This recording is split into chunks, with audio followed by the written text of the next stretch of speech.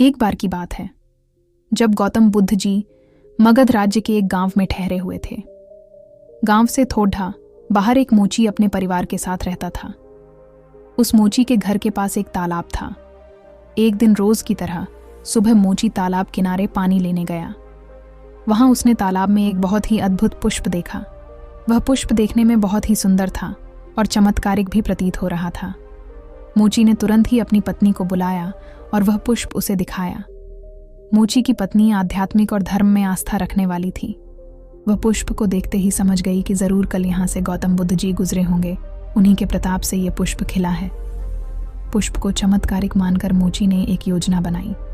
उसने अपनी योजना के बारे में पत्नी को बताया कि वह इस पुष्प को राजा को देगा और उनसे खूब सारी स्वर्ण मुद्राएं लेगा। उसकी पत्नी ने भी सोचा कि यह पुष्प उनके किसी काम का नहीं है, इसे राजा को ही दे दो, कम से कम कुछ कमाई तो होगी। पत्नी की सहमति के बाद मोची राजमहल की ओर निकल गया। राजमहल के रास्ते में उसे एक व्यापारी मिलता है। मोची के हाथ में पुष्प देखकर वह रुक जाता है। वह मोची से पूछता है कि भाई ये पुष्प लेकर कहाँ जा रहे हो? मोची कहता है कि मैं यह पुष्प लेकर राजा के पास जा रहा हूँ। इसे राजा को भेंट करके मैं राजा से मुंह मांगा इनाम लूंगा। व्यापारी ने मोची को प्रस्ताव दिया कि तुम ये पुष्प मुझे दे दो, बदले में मैं तुम्हें 100 स्वर्ण मुद्राएं दूंगा। मोची सोच में पडिरियच गया।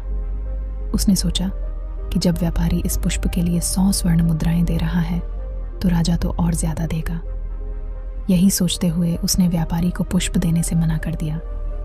थोड़ा आगे चला ही था कि उसे रास्ते में राजा आते हुए नजर आए, जो गौतम बुद्ध के दर्शन के लिए जा रहे थे। राजा भी मोची के हाथ में वो दिव्य पुष्प देखकर अचंभित हो गए। राजा ने मोची को पुष्प के बदले 1000 स्वर्ण मुद्राएं देने के लिए कहा। यह सुनते ही मोची के मन में एक अजीब सी चेतना आई और वह राजा को पुष्प न देकर दौड़ता हुआ सीधे महात्मा बुद्ध के पास जा पहुंचा।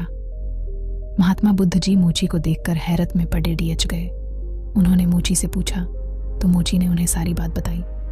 इसके बाद मोची ने वह पुष्प महात्मा गौतम बुद्ध के चरणों में अर्पित किया और उनसे कहा कि पहले तो मेरे मन में पुष्प को देखकर लालच आ गया था, लेकिन अब मैं समझ गया हूँ कि जिसकी छाया पर डरने से ही एक पुष्प इतना दिव्य हो गया हो, अगर उसकी शरण में मैं चला जाऊं तो मेरा जीवन भी धन्य हो जाएगा।